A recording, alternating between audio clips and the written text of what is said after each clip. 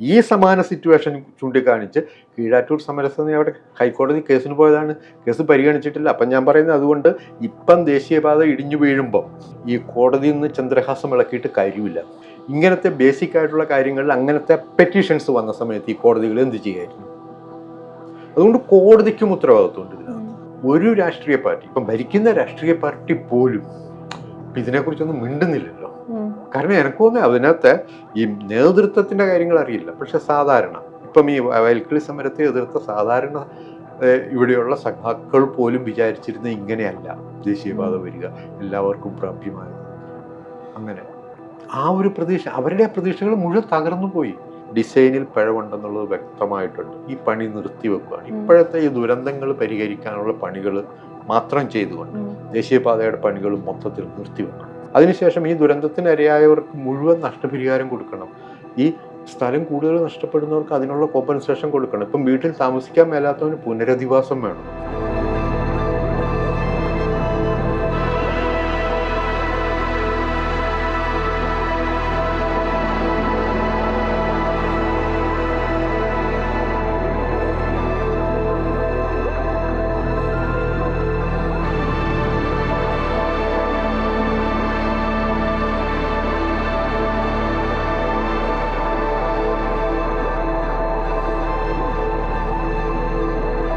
കേരളത്തിന് തെക്ക് വടക്കൊരു മതിൽ കെട്ടുന്ന മാതിരി ഇതായിരുന്നല്ലോ പണ്ട് P J Joseph express highway എന്ന് പറയുന്ന പ്രപ്പോസൽ വെച്ചപ്പോൾ ഉണ്ടായ എതിർപ്പ്.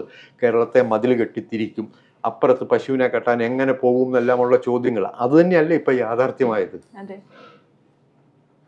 ഇത് എവിടെയെങ്കിലും ഇതിൻ്റെ ഈ ഹൈഡ്രോളജിക്കലായിട്ടുള്ളതോ എക്കോളജിക്കലായിട്ടുള്ളതോ ജിയോളജിക്കലായിട്ടുള്ളതോ ആയിട്ടുള്ള സവിശേഷതകൾ കേരളത്തിൻ്റെ എന്താണ് എന്നുള്ള ഒരു പരിശോധനയെങ്കിലും നടന്നു? ഇപ്പം കീഴാറ്റൂരിൽ കൃത്യമായിട്ട് നമുക്കറിയാം, ആ സമരം നടന്ന സമയത്ത് ഈ വനം പരിസ്ഥിതി മന്ത്രാലയത്തിന് പരാതി കൊടുത്തതിൻ്റെ പേരിൽ അവരുടെ ബാംഗ്ലൂർ റീജിയണൽ ഓഫീസിൽ നിന്ന് ഒരു സയൻറ്റിഫിക് ഓഫീസർ പരിശോധനയ്ക്ക് വന്നു. അയാൾ വളരെ കൃത്യമായിട്ട് റിപ്പോർട്ട് എഴുതി കൊടുത്തു. ഒരു മൺസൂൺ കാലം മുഴുവൻ ഇവിടെ ഇതിൻ്റെ ഈ വെള്ളത്തിൻ്റെ ഒഴുക്കും കാര്യങ്ങളും അങ്ങനെയുള്ള ഇതിൻ്റെ ഹൈഡ്രോ ഇക്കോളജിക്കൽ ഇമ്പാക്ട്സ് പഠിച്ചതിന് ശേഷം മാത്രമേ പ്രൊജക്റ്റുമായിട്ട് മുന്നോട്ടേക്ക് പോകാവുള്ളൂ. പക്ഷേ എന്താ സംഭവിച്ചത്? ഒന്നും സംഭവിച്ചില്ല. അന്ന് അവർക്ക് നാഷണൽ ഹൈവേ അതോറിറ്റിക്ക് വേണ്ടിയിട്ട് എയ്കോം കമ്പനി, ഇതേ എയ്കോം കമ്പനി കൊടുത്ത ഒരു ഇതുണ്ട്. ഈ ബൈപ്പാസിൽ വെള്ളം ഒഴുകി പോകാൻ വേണ്ടി 2 മേജർ ബ്രിഡ്ജ്, 2 മൈനർ ബ്രിഡ്ജ്, പിന്നെ വേറെ ബോക്സ് കൾവേർട്ട്, അങ്ങനെ ഇങ്ങനെ എല്ലാം കൂടെ ചേർത്ത് 26 സ്ട്രക്ചറുകൾ ഉണ്ടാകുമെന്നാണ് പറഞ്ഞത്. അതിൻ്റെ പകുതി പോലും ഇല്ല ഇപ്പോഴും. ഈ മേജർ ബ്രിഡ്ജ് എന്ന് അവർ രണ്ടെണ്ണം പറഞ്ഞത് ഇപ്പം കുപ്പം പുഴയിൽ മാത്രമേ മേജർ ബ്രിഡ്ജ് ഉള്ളൂ. കുറ്റിക്കോൾ പുഴയിലെ മേജർ ബ്രിഡ്ജ് അല്ല, മൈനർ ബ്രിഡ്ജാണ്. വയാഡിക്റ്റുകൾ പറഞ്ഞ അത്രയും വയാഡിക്റ്റുകളില്ല. കൾവേർട്ടുകൾ പറഞ്ഞ അത്രയും കൾവേർട്ടുകളില്ല. പല സ്ഥലത്തും ഉള്ള കൾവേർട്ടുകൾ തന്നെ ഇല്ലാണ്ടായിരിക്കുന്നു. അപ്പം ഈ വിധത്തിൽ അതായത് കേരളത്തിൻ്റെ ഈ പാരിസ്ഥിതികമായ സവിശേഷതകളെ യാതൊരു വിധത്തിലും മാനിക്കാതെ, ഇപ്പം ഇവർക്ക് പരിസ്ഥിതി അനുമതി വേണ്ട എന്നുള്ളത് ഒരു സാങ്കേതികത്വം മാത്രമാണ്. പക്ഷേ എങ്കിൽ പോലും ഇവർക്ക് ഈ ലാൻഡ് അക്വിസിഷൻ്റെ 2013 ഫെയർ കോമ്പൻസേഷൻ ആക്ട് അങ്ങനെ പറയുന്ന അതിൻ്റെ ഒരു വലിയ ആക്ട് ഉണ്ട്. ആ ആക്ടിൻ്റെ വ്യവസ്ഥ പ്രകാരം അങ്ങനെ അക്വയർ ചെയ്യപ്പെടുന്ന സ്ഥലം അതിൻ്റെ സോഷ്യോ എക്കണോമിക് ഇമ്പാക്റ്റ് അസസ് ചെയ്തിരിക്കണം. ഇവിടെ എവിടെയാണ് സാമൂഹ്യ ആഘാത പഠനം നടന്നിട്ടുള്ളത്? ഇത് ഏതെങ്കിലും അതിനകത്ത് പഞ്ചായത്ത് ഇങ്ങനത്തെ ഈ സാമൂഹ്യ സാമ്പത്തിക ആഘാത പഠനം ഓരോ ഗ്രാമസഭകളും വാർഡ് ഗ്രാമസഭകളും പഞ്ചായത്ത് ഏത് പഞ്ചായത്ത് അപ്രൂവ് ചെയ്തു? ഏതെങ്കിലും ഒരു പഞ്ചായത്ത് ഇങ്ങനത്തെ ഒരു ചോദ്യം ചോദിച്ചോ? ഇവിടുത്തെ ഇപ്പം കേന്ദ്ര സർക്കാർ ഇതിന് പാരിസ്ഥിതികമായിട്ടുള്ള എല്ലാ നിയമങ്ങളെയും ഇളവ് ചെയ്ത് കൊടുത്തു. മണ്ണെടുക്കുന്ന ഇഷ്ടംമാതിരി മണ്ണെടുക്കാൻ അനുമതി, പരിസ്ഥിതി അനുമതി സംബന്ധിച്ച് യാതൊരു നിയമങ്ങളും പാലിക്കേണ്ടത് ഇല്ല എന്നുള്ള വിധത്തിൽ ഇത് ഇത്രയും വലിയ വികസനം എന്നുള്ള മട്ടിൽ ഇതിനെ എല്ലാത്തിനും ഇത് ഒഴിവാക്കി കൊടുത്തു. ആ ഒരു ബാധ്യതയെന്ന് ഈ കരാർ കമ്പനികൾ ഒഴിവായി. ഇല്ലായെങ്കിൽ എന്നിട്ടും ഈ നിയമത്തെ മറികടക്കാൻ വേണ്ടിയിട്ടാണ് ഇവരിതിനെ പല സ്ട്രെച്ചുകളായിട്ട് മുറിച്ചത്. 100 കിലോമീറ്ററും 60 മീറ്റർ വീതിയുമുണ്ടെങ്കിൽ ഇത് ചെയ്യണം. ഇപ്പോൾ ഇവിടെ 45 മീറ്ററേ ഉള്ളൂ, 100 കിലോമീറ്റർ ഒറ്റ സ്ട്രെച്ചില്ല എന്ന് പറഞ്ഞിട്ടാണ് ഈ പരിസ്ഥിതി അനുമതി ഒഴിവാക്കിയത്.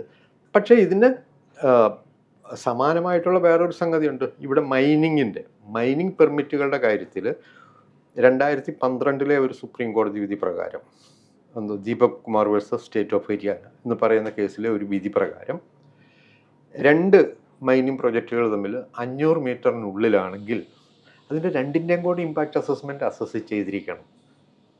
ഇപ്പം നേരത്തെ ഇത് അസസ്മെൻറ്റ് 5 ഹെക്ടറിൽ താഴെയുള്ള പ്രൊജക്റ്റ് ആണെങ്കിൽ ഇവിടെ ഈ ഡിസ്ട്രിക്ട് അതോറിറ്റിയുടെ അസസ്മെൻറ്റ് മതിയായിരുന്നു. പക്ഷേ അവർ 500 മീറ്ററിനുള്ളിൽ വേറൊരു കോറിയും കൂടെ വന്ന് ഇത് 5 ഹെക്ടർ കൂടുതലായ ഇത് സ്റ്റേറ്റ് അതോറിറ്റി പിന്നീട് അങ്ങനെ അതിൻ്റെ ആ ഒരു വലിപ്പത്തിനനുസരിച്ചിട്ട് അങ്ങ് ഇതുവരെ പോകേണ്ടി വരും. അപ്പം ഇതിനെ ഒരു ക്ലസ്റ്ററായിട്ട് കണ്ടുകൊണ്ട് ഈ 500 മീറ്ററിനുള്ളിലാണെങ്കിൽ പോലും അതിൻ്റെ ഇമ്പാക്റ്റ് 2 പ്രദേശത്തും ഉണ്ടാകും എന്നുള്ള ഒരു കണക്കൂട്ടൽ കോടതി തന്നെ അത് പാടില്ല, അങ്ങനെ ക്ലസ്റ്റർ ആയിട്ടുള്ളതിന് സെപ്പറേറ്റ് ആയിട്ട് അനുമതി കൊടുക്കാൻ പാടില്ല എന്ന് പറഞ്ഞതാണ്. ഇവിടെയും അതേ സമാന സിറ്റുവേഷനാണ്. ഈ സമാന സിറ്റുവേഷൻ ചൂണ്ടിക്കാണിച്ച് കീഴാറ്റൂർ സമരസമിതി അവിടെ ഹൈക്കോടതി കേസിന് പോയതാണ്, കേസ് പരിഗണിച്ചിട്ടില്ല. അപ്പം ഞാൻ പറയുന്നത് അതുകൊണ്ട് ഇപ്പം ദേശീയപാത ഇടിഞ്ഞു വീഴുമ്പം ഈ കോടതിയിൽ നിന്ന് ചന്ദ്രഹാസം ഇളക്കിയിട്ട് കാര്യമില്ല. ഇങ്ങനത്തെ ബേസിക് ആയിട്ടുള്ള കാര്യങ്ങളിൽ അങ്ങനത്തെ പെറ്റീഷൻസ് വന്ന സമയത്ത് ഈ കോടതികൾ എന്ത് ചെയ്യായിരുന്നു? അതുകൊണ്ട് കോടതിക്കും ഉത്തരവാദിത്വമുണ്ട് ഇതിനകത്ത്, ഗവൺമെൻറ്റിന് ഉത്തരവാദിത്വമുണ്ട്, 2 ഗവൺമെൻറ്റുകൾക്കും. ഇവിടെ പറയുന്ന ഇപ്പം 5000 കോടി രൂപ നമ്മൾ വളരെ ഉദാരമായിട്ട് അങ്ങ് ദാനം ചെയ്തു എന്നാണ് പറയുന്നത്. ഇവിടെ സ്ഥലം ഏറ്റെടുക്കാൻ എന്തിനു വേണ്ടിയിട്ടാണ് ഇങ്ങനെ ഇടിച്ചു? ഇവിടെ ഈ ഇത് കൊടുക്കുന്ന സമയത്ത് ഇതിൻ്റെ ഏതെങ്കിലും ഒരു സംഗതിയിൽ എന്തെങ്കിലും ഒരു വ്യവസ്ഥ വെച്ചോ സർക്കാർ? ഒന്നുകിൽ പാരിസ്ഥിതിക അനുമതി ഉണ്ടായിരിക്കണം, അല്ലെങ്കിൽ ഈ സാമൂഹ്യ സാമ്പത്തിക സർവേ നടത്തിയിരിക്കണം.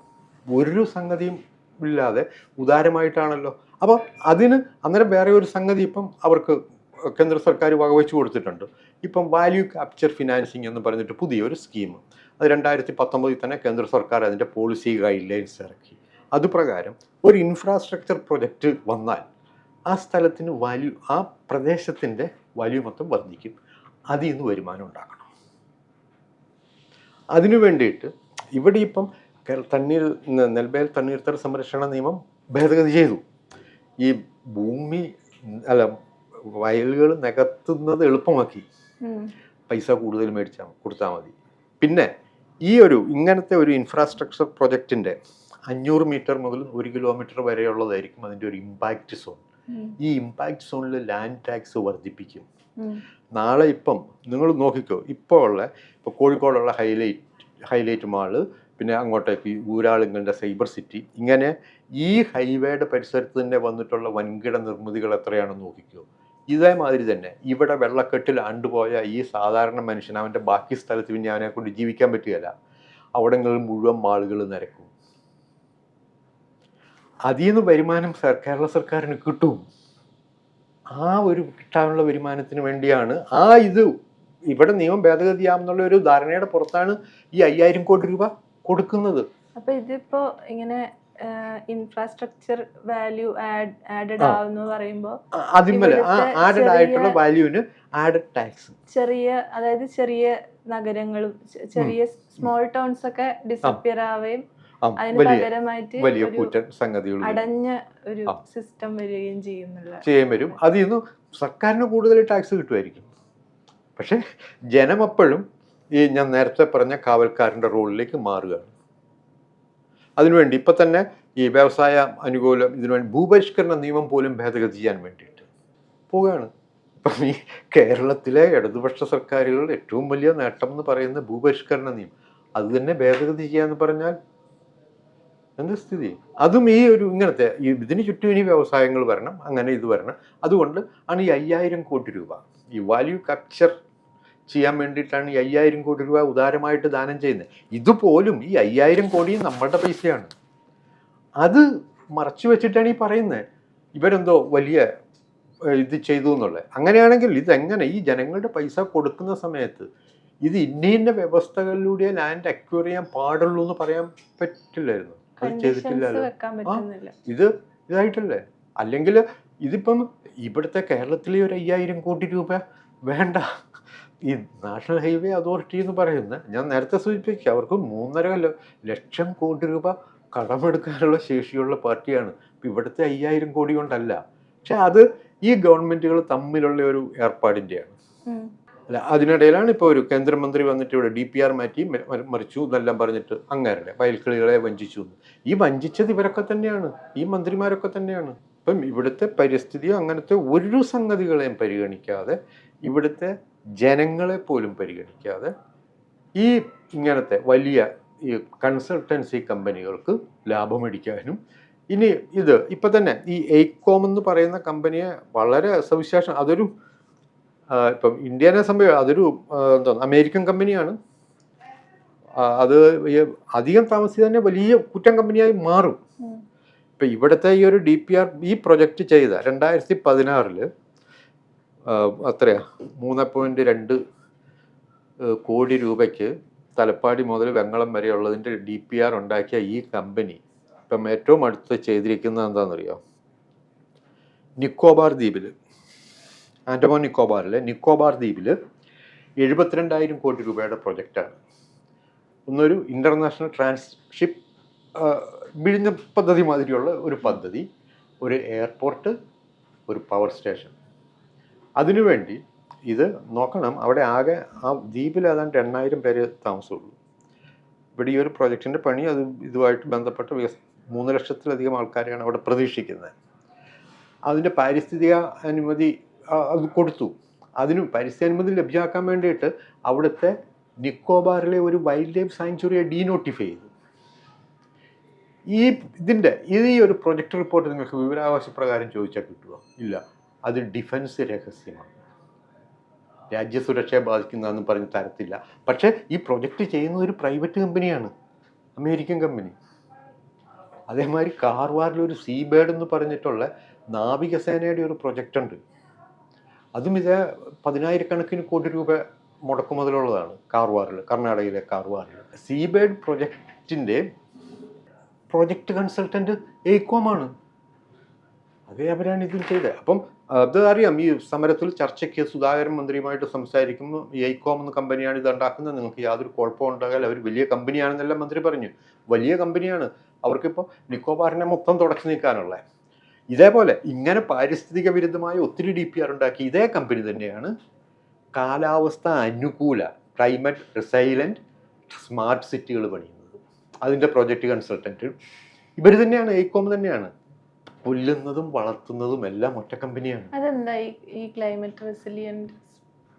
അല്ല, അത് സസ്റ്റൈനബിൾ ആയിട്ടുള്ള ഇതിപ്പോൾ ഉണ്ടല്ലോ, ഈ എന്താ ലോക ഐക്യരാഷ്ട്രസഭയുടെ സസ്റ്റൈനബിൾ ഈ മോഡൽസ് ഉണ്ടല്ലോ.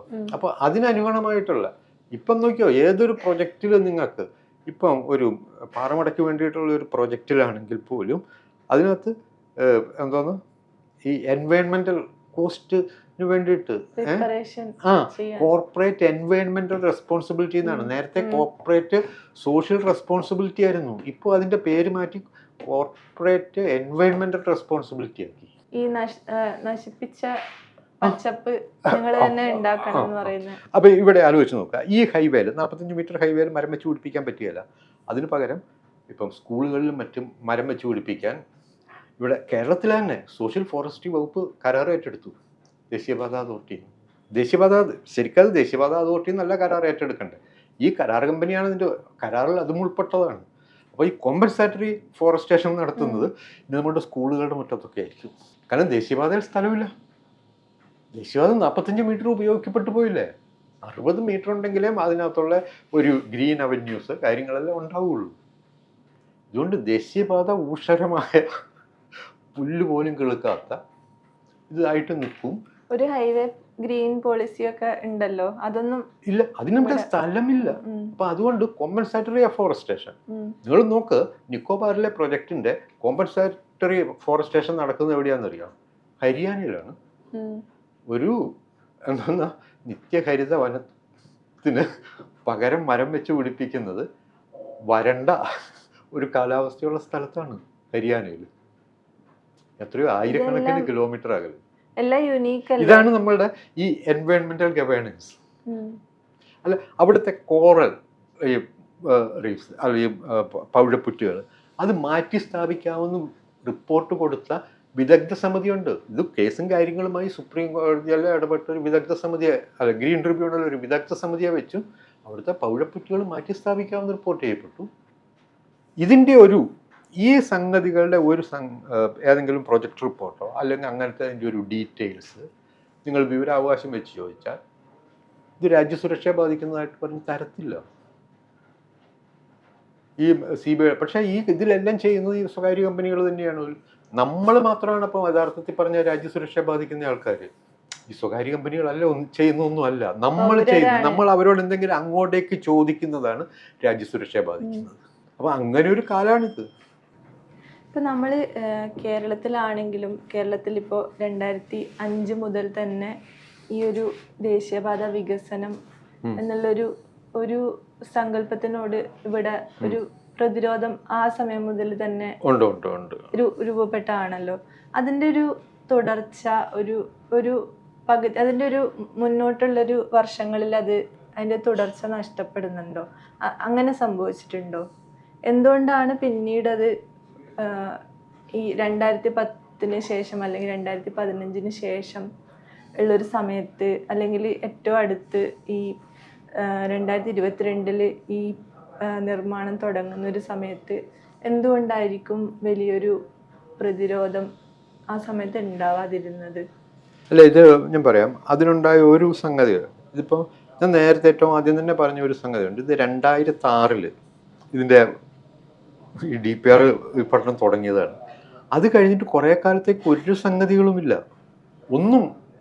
2006 ആകെ 2010 മറ്റേ കരിവള്ളൂർ അവിടെ ഇവിടെ കുറച്ച് സ്ഥലം അക്യൂർ ചെയ്തു എന്നുള്ളതല്ലാതെ വേറെ ഒരു വർക്കും ഇതിൻ്റെ മുന്നോട്ടേക്ക് പോയിട്ടില്ല. ഇപ്പം ഇത് എല്ലാ കാലത്തും പിന്നെ അതിനുശേഷം ഈ ഇവരുടെ ഇത് പ്രകാശം 6 വരി പാത വേണമെന്നുണ്ടെങ്കിൽ 65 മീറ്റർ സ്ഥലം വേണം.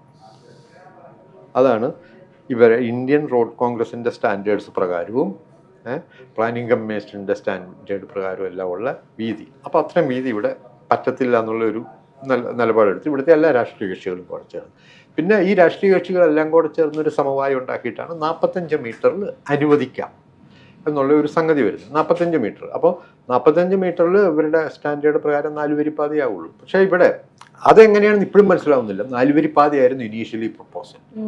ഇവരുടെ DPRൻ്റെ ഈ പല ഇതിലും എഴുതിയിരിക്കുന്നത് 4 വരി പാത ആണ്. പിന്നെ എങ്ങനെയാണ്? കാരണം ഇവർക്ക് ടെൻഡർ കൊടുത്തിരിക്കുന്നത്, ഇവരുടെ ഫീസിബിലിറ്റി റിപ്പോർട്ട് ഉണ്ടാക്കാൻ ടെൻഡർ കൊടുത്തിരിക്കുന്നത് പോലും 4 വരി പാതയ്ക്കാണ്, 6 വരി പാതയ്ക്കല്ല. ആ ഫീസിബിലിറ്റി റിപ്പോർട്ട് DPR വെച്ചിട്ടാണ് 6 വരി പാതയാവുന്നത്.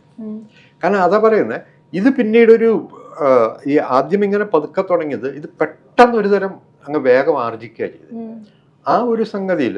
കാരണം പിന്നെ ഇത് വമ്പൻ വികസനമാണ്. ഇങ്ങനെ സംഭവിക്കും, ഇതൊരു മതിലായി വരിക എന്നുള്ള ഒരു പ്രതീക്ഷ സാമാന്യ ജനങ്ങൾക്ക് ഉണ്ടായിട്ടില്ല. എല്ലാവരുടെയും ഗതാഗതം അവകാശങ്ങളെ മാനിച്ചുകൊണ്ടുള്ള എല്ലാവർക്കും പ്രാപ്യമായ ഒരു ഹൈവേ എന്നുള്ളതായിരുന്നു എല്ലാ മനുഷ്യരുടെയും കൺസെപ്റ്റ്. പക്ഷേ ഇത് പണി തുടങ്ങിയതിന് ശേഷം, അപ്പോൾ അതിനിടയിൽ ഇങ്ങനെ പാരിസ്ഥിതികമായ കൺസേണുകൾ ഉന്നയിച്ചുകൊണ്ട് അല്ലെങ്കിൽ വയൽ നികത്തുന്നതിന് കീഴാറ്റൂരിൽ നടന്ന മാതിരിയുള്ള സമരങ്ങൾ, അതിപ്പം ഇവിടെ മലപ്പുറത്ത് ഇത് പാത ഇടിഞ്ഞു വീണ കൂരിയാടും ഈ വയൽക്കിൾ സമരം നടക്കുന്നതിനൊപ്പം തന്നെ അവിടെയും സമരം നടക്കുന്നുണ്ട്. അന്ന് ഇവിടുന്ന് സുരേഷ് മാതിരിയുള്ള ആൾക്കാർ അവിടെ പോയി ആ സമരത്തെ അഭിസംബോധന ചെയ്യുന്നുമുണ്ട്. അപ്പോൾ ഇതെല്ലാം കാരണം അന്ന് വയലുകൾ നഷ്ടപ്പെടുന്നതിൻ്റെ പേരിലുണ്ടായ ഒരു സംഗതിയല്ലാതെ ബാക്കി മുഴുവൻ ജനങ്ങൾ വികസനമാണ്. ഇതെല്ലാവർക്കും പ്രാപ്യമായ ഒരു ഹൈവേ ആണെന്നാണ് എല്ലാവരും കരുതിയിരുന്നത്.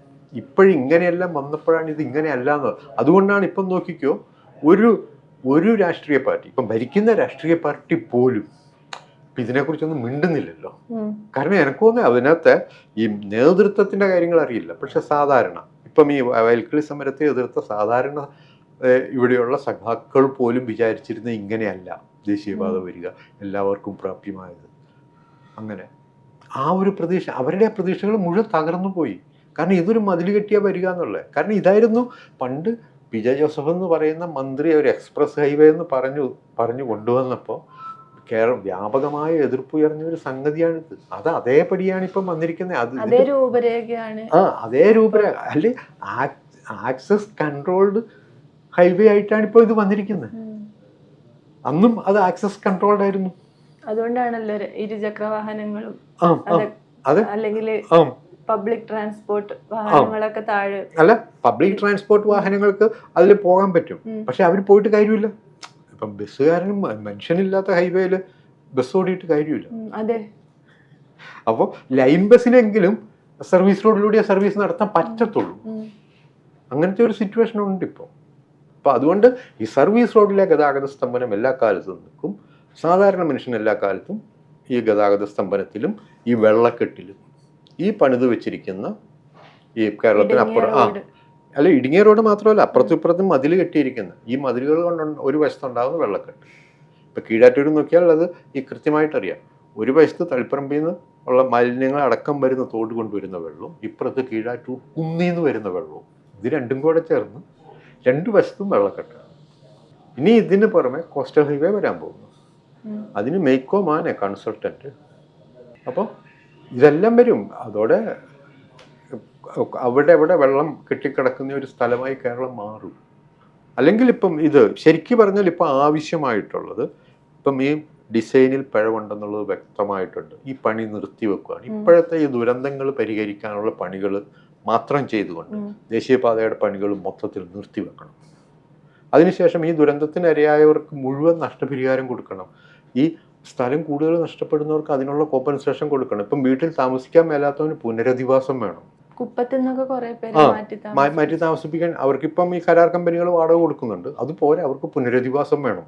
അതുമാതിരി ഈ പണി നിർത്തിവെച്ചുകൊണ്ട് ഈ പ്രശ്നങ്ങൾക്ക് എന്താ കാരണം എന്നുള്ളതിനെക്കുറിച്ച് സമഗ്രമായ ഒരു അന്വേഷണം നടക്കണം. കാരണം ഇപ്പോൾ CAG തന്നെ റിപ്പോർട്ട് ചെയ്തിട്ടുണ്ട്, അപര്യാപ്തമായ DPR വെച്ചിട്ട് 650 കോടി രൂപ ദേശീയപാത അതോറിറ്റി നഷ്ടപ്പെടുത്തിയിട്ടുണ്ടെന്നുള്ളത്. ഒന്ന്, DPR ആവുന്നതിന് മുന്നേ തന്നെ ടെൻഡർ വിളിക്കും. ഇവിടെയും അതാണ് നടന്നിരിക്കുന്നത്. ഇവിടുത്തെ DPR ഇവർ സബ്മിറ്റ് ചെയ്യുന്ന 2020 ഫെബ്രുവരിയിൽ, 2019 ഡിസംബറിൽ തന്നെ ഓഗസ്റ്റിൽ തന്നെ ടെൻഡർ വിളിച്ചിട്ടുണ്ടായിരുന്നു ഈ സ്ട്രെച്ചിൻ്റെ. അപ്പം DPR ആവുന്നതിന് മുന്നേ ടെൻഡർ വിളിക്കുകയാണ്. അപ്പം ഇതാ പറയുന്നത്. അപ്പം ഇതുകൊണ്ട് ഈ പണി നിർത്തിവെക്കുകയും ഇതിനെ സമഗ്രമായ അന്വേഷണം നടത്തുകയും അങ്ങനെ ഒരു ഇതും കൊണ്ട് മാത്രമേ, കാരണം ഇത് ഒന്നെന്ന് പറഞ്ഞാൽ നമുക്കൊന്നും ഈ ഇത് അങ്ങ് എത്തിപ്പിടിക്കാൻ പറ്റാത്ത വിധത്തിലാണ്. ഒരു കമ്പനി, അതിൻ്റെ സബ്സിഡിയറി, അങ്ങനെ ഇത് മൊത്തം അന്വേഷിച്ചു വന്നാൽ ചിലപ്പോൾ ഇതെല്ലാം ഒറ്റ കമ്പനി ആയിരിക്കും. നമുക്ക് പറയാൻ പറ്റത്തില്ല. അങ്ങനെ ഈ ചുറ്റുപണഞ്ഞ് കിടക്കുന്ന ഒത്തിരി ഈ ഒരു സംഗതിയിലാണ് നിൽക്കുന്നത്. അപ്പം ഇതിനെക്കുറിച്ച് മുഴുവൻ അന്വേഷണം, ഇതിനകത്ത് എന്തെല്ലാം ഉദ്യോഗസ്ഥർക്ക്, രാഷ്ട്രീയ നേതൃത്വങ്ങളുടെ പങ്ക്, ഇത് ആർക്കും ഒരു പങ്കുമില്ലാതെ ഈ നിയമങ്ങളൊന്നും ഈ വളരെ എളുപ്പത്തിൽ ഇങ്ങനെ ഈ വളച്ചൊടിച്ച് വ്യാഖ്യാനിക്കപ്പെടുകത്തില്ല. സാധാരണഗതിയിൽ കോടതിയുടെ മേൽനോട്ടത്തിൽ അന്വേഷണം എന്നൊക്കെ, കോടതിയുടെ മേൽനോട്ടം കൊണ്ടും കാര്യമില്ല. കാരണം കോടതിയും ഇതിന് ഉത്തരവാദിയാണ്. കോടതി അത് നിരീക്ഷിക്കുന്നു എന്ന് മാത്രമല്ല, അത് സംസാരിക്കുന്നില്ല, ചെയ്യുന്നില്ല. ഇത് മാത്രമല്ല, ദേശീയപാത പണിയുമ്പോൾ ഇവിടെ ഉണ്ടാകുന്ന പ്രശ്നം മാത്രമല്ല, ഇതിന് വേണ്ടുന്ന കല്ലും മണ്ണും മുഴുവൻ പാറ പൊട്ടിച്ചും ഇത് മുഴുവൻ പശ്ചിമഘട്ടത്തിൽ തന്നെയാണ് എടുക്കേണ്ടത്. ഇപ്പോൾ ആലോചിക്കണം, 2018 പ്രളയം നടക്കുന്നു. 2018 ഓഗസ്റ്റിലാണ് പ്രളയം. 2018 സെപ്റ്റംബർ 13 നാഷണൽ ഗ്രീൻ ട്രിബ്യൂണലിൻ്റെ ഒരു ഉത്തരവ് വരുന്നു. പാറമടകൾക്ക് അനുമതി കൊടുക്കാൻ ജില്ലാതലത്തിലുണ്ടായിരുന്ന എല്ലാ സമിതികളെയും പിരിച്ചുവിട്ടുകൊണ്ട് നാഷണൽ ഗ്രീൻ ട്രിബ്യൂണൽ ഉത്തരവിട്ടു. പക്ഷേ ഒക്ടോബർ 31 ഇവിടെ ചീഫ് സെക്രട്ടറി അധ്യക്ഷതയിൽ ഒരു യോഗം ചേർന്നു. ആ യോഗത്തിൻ്റെ പ്രധാന ചർച്ചാ വിഷയം ഇവിടെ നടക്കുന്ന നിർമ്മാണ പ്രവർത്തനങ്ങൾക്ക് ഇത്തരം മെറ്റീരിയൽസ് ലഭ്യമാക്കുന്നതിനെ കുറിച്ചായിരുന്നു. വിഴിഞ്ഞം മാതിരിയുള്ള വൻ പ്രൊജക്റ്റുകൾ ഇങ്ങനെ തടസ്സപ്പെട്ട് കിടക്കുന്നു. അപ്പോൾ അതുകൊണ്ട് മെറ്റീരിയൽസ് ഇതാക്കുന്നതിന് വേണ്ടി. അപ്പോൾ ആ മീറ്റിങ്ങിൽ ഏതോ ഒരു കളക്ടർമാരുടെ മീറ്റിങ്ങാണ്, ഇത് ഈ ഗ്രീൻ ട്രിബ്യൂണലിൻ്റെ ഉത്തരവിനെ കുറിച്ച് പറഞ്ഞു. അപ്പോൾ അന്നത്തെ additional chief secretary revenue and disaster management PH Kurian പറഞ്ഞത് അത് കേന്ദ്ര സർക്കാരിനോടുള്ള ഡയറക്ഷനാണ്, നമുക്ക് ബാധകമല്ലാന്ന്. ആ മനുഷ്യനെ സ്റ്റേറ്റ് എൻവയോൺമെൻറ്റൽ ഇമ്പാക്റ്റ് അസസ്മെൻറ്റ് അതോറിറ്റിയുടെ ചെയർമാനായിട്ട് നിയമിക്കാൻ വേണ്ടി കേന്ദ്ര സർക്കാരിന് ഇപ്പോൾ ശുപാർശ ചെയ്തിട്ടുണ്ട്. അതാണ് ഇവിടുത്തെ എൻവയോൺമെൻറ്റൽ ഗവേണൻസ്. ഈ സ്റ്റേറ്റ് ഇമ്പാക്ട് അവരാണ്. അല്ല, ഇത് ഇപ്പം ദേശീയപാതയുടെ ഈ ഒരു സംഗതി നടക്കുകയാണെങ്കിൽ ഇങ്ങനത്തെ ഈ 100 കിലോമീറ്റർ വരെയുള്ള സംഗതികൾക്ക് അനുമതി കൊടുക്കാൻ ഈ സ്റ്റേറ്റ് എൻവയോൺമെന്റൽ ഇമ്പാക്ട് അസസ്മെന്റ് അതോറിറ്റി ആയിരുന്നു ചെയ്യേണ്ടിയിരുന്നത്. അങ്ങനത്തെ ഒരു അതോറിറ്റിയുടെ ചെയർമാൻ സ്ഥാനത്തേക്കും ഇങ്ങനെ ഈ ഏറ്റവും പാരിസ്ഥിതിക വിരുദ്ധമായ ഒരു കോടതി ഉത്തരവിനെ പോലും മാനിക്കേണ്ട എന്നുള്ള മട്ടിൽ ഈ പെരുമാറുകയും ചെയ്യുന്ന ഒരു ഉദ്യോഗസ്ഥനെ തന്നെ അതിൻ്റെ ചെയർമാനായിട്ട് നിയമിക്കാൻ കേരള സർക്കാർ കേന്ദ്രത്തോട് ശുപാർശ ചെയ്യുന്നു. അങ്ങനത്തെ ഒരു സാഹചര്യത്തിൽ ഇവിടെ ഇനിയിപ്പം ഈ പരിസ്ഥിതി അനുമതിക്ക് വേണ്ടിയിട്ടുള്ള ഒരു സംഗതി വന്നാലും നമുക്ക് കുറച്ച് ബഹളം വെക്കാവുന്നതല്ലാതെ ഈ ഒരു ഇപ്പം ഈ നിക്കോബാറിലെ ഈ പ്രൊജക്ടിന് പരിസ്ഥിതി അനുമതി കൊടുത്ത നിലയിൽ ഇതെല്ലാം എത്രയോ പണ്ടേ പരിസ്ഥിതി അനുമതി മേടിച്ചുകൊണ്ട് പോകും. നമ്മൾ പറഞ്ഞതും നിലവിളിച്ചതും മാത്രം ബാക്കിയാവും. ഈ ഇന്ത്യയിലെ പരിസ്ഥിതി നിയമങ്ങൾ നമുക്കുണ്ട്, പക്ഷെ അത് ഈ പറയുന്ന പോലെ സ്റ്റേറ്റിന്റെ പരിധിയിലേക്ക് വരുമ്പോൾ സ്റ്റേറ്റിന്റെ ഇൻട്രസ്റ്റിലേക്ക് മാറുന്നു. അല്ലെ, ഇതിന്റെ ഏറ്റവും രസം ഇതെല്ലാം ഇപ്പം ഈ അടുത്ത കാലത്ത് ഈ നമ്മുടെ ഉപരാഷ്ട്രപതിയുടെ ഒരു പ്രസ്താവന ഉണ്ടായിരുന്നു. ഇപ്പം കോടതികളും എല്ലാം പാർലമെന്റിന് കീഴിലാണ്. ഇപ്പം കഴിഞ്ഞ ദിവസം അത് ചീഫ് ജസ്റ്റിസ് ഭരണഘടനയ്ക്ക് കീഴിലാണ് എല്ലാം എന്ന് പറഞ്ഞ് തിരുത്തുകയുണ്ടായി. അപ്പോൾ ഇത് മുഴുവൻ ജനങ്ങൾക്ക് വേണ്ടി ഭരിക്കുന്നു എന്നല്ല ഇവരെല്ലാവരും പറയുക. ഇത് മുഴുവൻ ജനങ്ങളുടെ താല്പര്യങ്ങളാണെന്നാണ് ഇവർ വ്യാഖ്യാനിക്കുന്നത്. അതിനു വേണ്ടിയിട്ടാണ് ഈ നിയമങ്ങൾ മാറ്റി എഴുതുന്നത്. ഇത് അങ്ങനത്തെ ഒരു വിഷമവൃത്തം. ഇത് അവസാനം നമ്മൾ തന്നെ ഇതിന് ഉത്തരവാദി എന്ന് പറയുക. ഇതൊന്നും അറിയാത്ത ഈ വെറും കാവൽക്കാരനായിട്ട് നിന്ന് നമ്മളാണ് അവസാനം ഇതിൻ്റെ എല്ലാം ഉത്തരവാദിയായി തീരുകയും ചെയ്യുന്നത്. ഇത് ഇടിഞ്ഞു വീഴുന്നതിൻ്റെ ഉത്തരവാദിത്വം മന്ത്രിക്കും ഉണ്ടാവില്ല, പൊതുമരാമത്ത് വകുപ്പിനും ഉണ്ടാവില്ല, ഹൈവേ അതോറിറ്റിക്കും ഉണ്ടാവുകയില്ല. ഇത് നോക്കി നിന്ന് നമ്മളായിരിക്കും അവസാനം കുറ്റക്കാരൻ. ആ നിലയിലാണ് ഈ സംഗതി. കാരണം ജനങ്ങൾക്ക് വേണ്ടിയിട്ടാണ് ഈ നിയമങ്ങളെല്ലാം ഉണ്ടാക്കിയത്. ഈ സംഗതികളെല്ലാം ജനങ്ങൾക്ക് വേണ്ടിയിട്ടാണ് ചെയ്തത്. ആ ജനത്തിൽപ്പെട്ടവനാണ് നമ്മൾ. ഇതെല്ലാം നമ്മളുടെ പേരിലാണ് നടന്നത്. ചീഫ് മിനിസ്റ്ററോ അല്ലെങ്കിൽ ഈ പൊതുമരാമത്ത് വകുപ്പ് മന്ത്രിയോ ഈ റോഡിന്റെ ഈ പ്രശ്നങ്ങളിൽ അല്ലെങ്കിൽ ഈ മണ്ണിടിച്ചൽ ഇതുപോലുള്ള പെട്ടെന്ന് ഉണ്ടായിട്ടുള്ള ഒരു ഡിസാസ്റ്റർ ഉണ്ടല്ലോ, ഇതിൽ ഒരു റിപ്പോർട്ടിൽ ഞാൻ കണ്ട കാസർഗോഡ് മലയിടിഞ്ഞ സ്ഥലങ്ങളിൽ അവർ ഡിസാസ്റ്റർ മാനേജ്മെൻറ്റ് പരിശോധന നടത്തി എന്ന് പറഞ്ഞിട്ടൊരു റിപ്പോർട്ട് കണ്ടിരുന്നു. അതല്ലാതെ സ്റ്റേറ്റിൻ്റെ ഭാഗത്തു നിന്നുള്ള ഒരു പ്രതികരണങ്ങളില്ലാത്ത, നമ്മൾക്ക് ഡിമാൻഡ് ചെയ്യാൻ കഴിയുന്നതും ഒരു പക്ഷേ അത്തരത്തിലുള്ളൊരു അതിതീവ്ര മഴയും അങ്ങനത്തെ ഒരു സാഹചര്യത്തിൽ ഇത്തരം നിർമ്മാണം ഇത് നിർത്തിവെക്കണം എന്നാണ് നമുക്ക് പറയാൻ പറ്റുക. പക്ഷെ സ്റ്റേറ്റിന്റെ ഭാഗത്തുനിന്ന് അതിനൊരു പ്രശ്നമായി കാണുന്ന ഒരു സമീപനം പോലും ഉണ്ടായിട്ടില്ല എന്നുള്ളതാണ്. അതിനെക്കുറിച്ച് എന്താ പറയാനുള്ളത്? അല്ല, ഇതിപ്പം ഈ കേരള സംസ്ഥാനത്തിന് ഒരു ഡിസാസ്റ്റർ മാനേജ്മെന്റ് പ്ലാൻ ഉണ്ട്. ഈ ഡിസാസ്റ്റർ മാനേജ്മെന്റ് പ്ലാൻ പ്രകാരമില്ല ഓറഞ്ച് അലർട്ട് വന്നിട്ടുണ്ടെങ്കിൽ മൈനിങ് എല്ലാം നിർത്തിവെക്കണം. ഇവിടെ ചെയ്തിട്ടുണ്ടോ? ഇല്ല. അപ്പോൾ അങ്ങനെയാണെങ്കിൽ ഇപ്പം അത് കേരള സർക്കാരിൻ്റെ ഡിസാസ്റ്റർ മാനേജ്മെൻറ്റ് പ്ലാൻ 2016 ഇവർ തയ്യാറാക്കിയ ആ പ്ലാനിനനുസരിച്ചിട്ടാണ്. പിന്നെ ഇതിനെ എന്തുകൊണ്ടാണ് ഈ ഒരു ഡിസാസ്റ്ററായിട്ട് പോലും ഇവർ പരിഗണിക്കുന്നില്ല? കാരണം ഡിസാസ്റ്റർ ആവണമെങ്കിൽ അതങ്ങനെ ഡിസാസ്റ്ററായിട്ട് പ്രഖ്യാപിക്കപ്പെടണം. ഇതിപ്പോൾ അങ്ങനെ ഇതായിട്ടുണ്ടെങ്കിൽ ഇതിന് ഉത്തരവാദികൾക്കായവർക്കെതിരെ ഡിസാസ്റ്റർ മാനേജ്മെൻറ്റ് ആക്ട് അനുസരിച്ചിട്ട് നടപടിയെടുക്കണം. ഇപ്പം നോക്കുക, പണ്ട് കോവിഡ് കാലത്ത് മാസ്ക് വെച്ചിട്ടില്ല എന്നും പറഞ്ഞ് നടപടിയെടുത്ത് ഡിസാസ്റ്റർ മാനേജ്മെൻറ്റ് ആക്ട് അനുസരിച്ചിട്ടാണ്. അതെന്തുകൊണ്ടാണ് ഇവിടെ ബാധകമാകാത്തത്? ഇത് ഇത്രയും വലിയ ദുരന്തം, മനുഷ്യൻ്റെ മരണത്തിന് ഉത്തരവാദിയായിട്ടുണ്ട്. ഇത് ഒരു പ്രാദേശിക കമ്മ്യൂണിറ്റിക്ക് പരിഹരിക്കാൻ പറ്റാത്ത എന്തെങ്കിലും അത്യാഹിതങ്ങൾ മുഴുവൻ ഡിസാസ്റ്റർ എന്നുള്ളതിൻ്റെ ഇത് ഡെഫിനീഷനിൽ പെടും ആ നിയമപ്രകാരം. അതുപ്രകാരം ഇത് ഡിസാസ്റ്ററാണ്. എന്നിട്ട് അത് ഡിസാസ്റ്ററായിട്ട് പ്രഖ്യാപിക്കാനോ അതുപ്രകാരമുള്ള നടപടി. അങ്ങനെ ഡിസാസ്റ്ററായിട്ട് പ്രഖ്യാപിച്ചിട്ടുണ്ടെങ്കിൽ ആ കൊല്ലപ്പെട്ട മനുഷ്യന് 4 ലക്ഷം രൂപ ഡിസാസ്റ്റർ ഈ ദുരന്ത നിവാരണ ഫണ്ടിൽ നിന്ന് കൊടുക്കേണ്ടി വരും.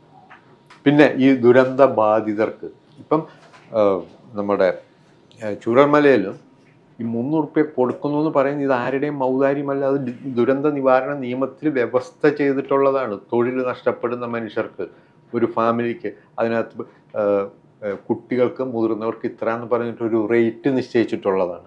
ആ റേറ്റ് അനുസരിച്ചാണ് കൊടുക്കുന്നത്. ആ റേറ്റ് അനുസരിച്ചിട്ട് ഇവിടെ ദുരിതത്തിലായ മനുഷ്യനും ഈ പൈസ കൊടുക്കണം. അപ്പം അങ്ങനത്തെ അതുകൊണ്ട് ഞാൻ പറയുന്നത് ഈ ജനങ്ങളുമായി ബന്ധപ്പെട്ട ഒരു സംഗതിയിലും ഒരു ഉത്തരവാദിത്വം സർക്കാർ ഏറ്റെടുക്കില്ല. അതുപകരം ഇതിപ്പം ഈ എന്തെങ്കിലും സംഭവിച്ചിരിക്കുന്ന വലിയ ആൾക്കാർക്ക് ആരെങ്കിലും ആണെങ്കിൽ, അല്ലെങ്കിൽ അങ്ങനത്തെ ഈ സർക്കാരിന്മേൽ സ്വാധീനമുള്ള, അല്ലെങ്കിൽ ഇപ്പം എന്തോന്നാ ഈ ഏതെങ്കിലും ഒരു കോടതി ഉത്തരവ് പ്രകാരം ഏതെങ്കിലും ഒരു പ്രൊജക്റ്റും അല്ലെങ്കിൽ എന്തെങ്കിലും ഒരു തടസ്സം വന്നിട്ടുണ്ടെങ്കിൽ അതിനന്നേരം സുപ്രീം കോടതിയിൽ നിന്ന് ആൾ വരും, അല്ലെങ്കിൽ നിയമം ഭേദഗതി ചെയ്യും. ഇപ്പം തന്നെ ഈ പട്ടയ ഭൂമിയിൽ ഖനനം പാടില്ല എന്ന് വന്ന സമയത്ത് അത് എത്ര വേഗത്തിലാണ് നിയമം ഭേദഗതിയിലേക്ക് വരുന്നത്. ഇപ്പോൾ ഭൂപരിഷ്കരണ നിയമപ്രകാരം 15 ഏക്കറിൽ കൂടുതൽ ഇത് കൈവശം വെക്കാൻ പറ്റത്തില്ല. അതിപ്പം വ്യവസായി ആവശ്യത്തിന് കൈവശം വെക്കാമെന്ന് പറഞ്ഞിട്ട് നിയമം ഭേദഗതി ചെയ്തില്ലേ. അത് അങ്ങനത്തെ കാര്യങ്ങളിലെ നിയമ ഭേദഗതി വേഗം നടക്കും. പക്ഷേ ഇവിടെ ഞാൻ നേരത്തെ പറഞ്ഞ് പാവം പിടിച്ച കാവൽക്കാരൻ ഒരുത്തം മരിച്ചു പോയാൽ അവനൊരു ₹1 നഷ്ടപരിഹാരം കൊടുക്കാൻ ഈ നിയമങ്ങളും ഭേദഗതികളും ഒന്നും ഉണ്ടാവത്തില്ല. അതാ ഞാൻ പറഞ്ഞത്, അവസാനം നമ്മൾ തന്നെയാണ് ഇതിൻ്റെ ഉത്തരവാദി എന്നുള്ള നിലയിൽ ഇത് നമ്മളെ കൊണ്ട് തന്നെ ചിന്തിപ്പിക്കും. ഞാനാണ് എൻ്റെ പിഴവാണെന്ന് ഞാൻ തന്നെ ഏറ്റുപറയുന്ന സ്ഥിതിയിലേക്കാണ് ഇവർ കൊണ്ടുപോകുന്നത്. അതുകൊണ്ടാണ് ഇതിനെതിരെ ഈ ഒരു പ്രതിഷേധം പോലെ. കാരണം ജനങ്ങൾ അത്രയ്ക്കും നിരാശരായി. കാരണം ഇത് നടക്കൂല എന്നുള്ളൊരു ബോധമാണ് മനുഷ്യർക്ക് മുഴുവനും ഉള്ളത്. അല്ല, ഇത് പ്രതികരിച്ചാൽ അവനാണ് അതിൻ്റെ ഉത്തരവാദി എന്നുള്ള മട്ടിലേക്കായി. അതിനോടനുബന്ധിച്ച് വരുന്നൊരു ചോദ്യം, എന്താണ് ഇതിന് പരിഹാരം? എങ്ങനെയാണ് ഇതിനെ നമുക്ക് ഈ ഒരു ക്രൈസിസിനെ എങ്ങനെയാണ് നേരിടാൻ കഴിയുക എന്നുള്ള ചോദ്യം. അല്ല, ഇതിനകത്ത് ഇപ്പം ഈ ഒരു സ്ഥിതി ഇപ്പം നമുക്ക് എല്ലാവർക്കും ഏതാണ്ട് ബോധ്യമായി. ഇപ്പം ഈ കീഴാറ്റൂർ സമരമാണെങ്കിലും ഇപ്പം കുര്യാട് ആ പ്രദേശത്ത് നേരത്തെ അവർ നടത്തിയ സമരങ്ങളാണ്. ഈ സമരങ്ങളെല്ലാം ഉന്നയിച്ച പ്രശ്നം, ഇവിടുത്തെ ഈ പരിസ്ഥിതി പ്രവർത്തകർ ഉന്നയിച്ച പ്രശ്നം, ഇതെല്ലാം വാസ്തവമായിരുന്നു. അതങ്ങനെ തന്നെ സംഭവിക്കുകയാണെന്നുള്ളതും ഉള്ളൊരു പൊതുവെ അംഗീകരിക്കപ്പെട്ട ഒരു ഇത് വന്നിട്ടുണ്ട്. ഈ ഒരു സാഹചര്യത്തിൽ ഇനി മുന്നോട്ടേക്ക് പോകണമെന്നുണ്ടെങ്കിൽ എത്രയും വേഗം ചെയ്യേണ്ടത്. കാരണം ഇതിനകത്ത് കമ്പനികളെ ഡീബാർ ചെയ്യുന്നു, അങ്ങനെ ഇങ്ങനെ ഒത്തിരി നടപടികൾ എടുക്കുന്നു. പക്ഷെ അതിനെ കൊണ്ടൊന്നും ഒരു ഫലവുമില്ല. കാരണം ഈ പണികൾ നിർത്തിവെക്കണം. അതിന് ഏറ്റവും പ്രധാന കാരണം ഇതിനകത്ത് ഡിസൈനിൽ പിഴവുണ്ടെന്ന് ദേശീയപാത അതോറിറ്റിയുടെ ചെയർമാൻ തന്നെ സമ്മതിച്ചിരിക്കുന്നു. ആ നിലയ്ക്ക് പിഴവുള്ള ഡിസൈൻ വെച്ചുകൊണ്ട് പണി തുടർന്നാൽ ഈ കമ്പനികളുടെ ഈ ബാധ്യത പോലും ഇല്ലാതായി പോകും. അതുകൊണ്ട് പണി ഇപ്പം തന്നെ നിർത്തിവെക്കണം. എന്നിട്ട് ഈ ഡിസൈനിലെ പിഴവുകൾ പരിശോധിച്ച് അത് മുഴുവൻ പരിഹരിച്ച് പിന്നെ ഈ ജനകീയ ആവശ്യങ്ങളും കൂടെ, ഇപ്പം ഈ വെള്ളത്തിൻ്റെ പ്രശ്നങ്ങൾ ഇപ്പം ഒരു മൺസൂൺ കാലം 2 മൺസൂൺ ആയല്ലോ പണി തുടങ്ങിയിട്ട്. ഈ 2 മൺസൂണിലെ അനുഭവങ്ങൾ വെച്ചുകൊണ്ട് ഇതിനെ എങ്ങനെ ഈ പുനഃസൃഷ്ടിക്കാം. അതിൽ ഇപ്പം ഇവിടുത്തെ പഞ്ചായത്തുകൾക്കും അങ്ങനത്തെ ഈ ജനങ്ങൾക്കും ഈ എല്ലാ ആൾക്കാർക്കും പങ്കുള്ള സുതാര്യമായ ഒരു വിധത്തിൽ ഇതിൻ്റെ ഡിസൈൻ മാറ്റിയെടുക്കണം. അതിനുശേഷം ഇത് പണി തുടരുള്ളൂ. ഇതിപ്പോൾ ഒരു അടുത്ത ഇലക്ഷന് മുന്നേ ഇത് കമ്മീഷൻ ചെയ്യണമെന്നുള്ള ഇവിടെ നാട്ടുകാരുടെ ആവശ്യമല്ല, അതേതെങ്കിലും സർക്കാരുകളുടെ ആവശ്യമായിരിക്കും. പക്ഷേ ഇത് മര്യാദയ്ക്ക് പോകണമെന്നുണ്ടെങ്കിൽ ആ വിധത്തിൽ സുതാര്യമായ ഇതിൻ്റെ ഡിസൈൻ പുനഃക്രമീകരിക്കണം. അതുവരെ ഈ പണി നിർത്തിവെക്കണം. ഈ ദുരന്തത്തിൽ അകപ്പെട്ട് ജീവൻ നഷ്ടപ്പെട്ടവർക്കും സ്വത്തുവകകൾ നഷ്ടപ്പെട്ടവർക്കും വീടുകൾ ഭവനരഹിതരായി പോയ മനുഷ്യർക്കും അവർക്ക് പുനരധിവാസവും നഷ്ടപരിഹാരവും ഉറപ്പാക്കുകയും വേണം. പിന്നെ ഇത് ഇങ്ങനെയല്ല സംഭവിക്കാൻ എന്താ കാരണം എന്നുള്ളതിനെക്കുറിച്ച് സമഗ്രമായ ഒരു അന്വേഷണം. അതിപ്പോൾ തന്നെ ഒരു സാഹചര്യം വെച്ച് നോക്കിയാൽ CAG ഒത്തിരി സംഗതികൾ പല റിപ്പോർട്ടുകളായിട്ട് ചൂണ്ടിക്കാണിച്ചിട്ടുണ്ട്. അതിൻ്റെ എല്ലാം വെളിച്ചത്തിൽ മൊത്തത്തിൽ സമഗ്രമായ ഒരു അന്വേഷണവും ഇതിന് പുറകെ വേണം. അതുകൊണ്ട് എത്രയും പെട്ടെന്ന് വേണ്ടുന്നു ഇത് നിർത്തിവെക്കണം ദേശീയപാതയുടെ പണി. പിഴച്ച ഡിസൈൻ വെച്ചിട്ട് പണി ചെയ്യാൻ പാടില്ല. ഡിസൈൻ പിഴവുണ്ടെങ്കിൽ അത് പരിഹരിച്ച് മാത്രമേ മുന്നോട്ട് പോകാൻ പാടുള്ളൂ.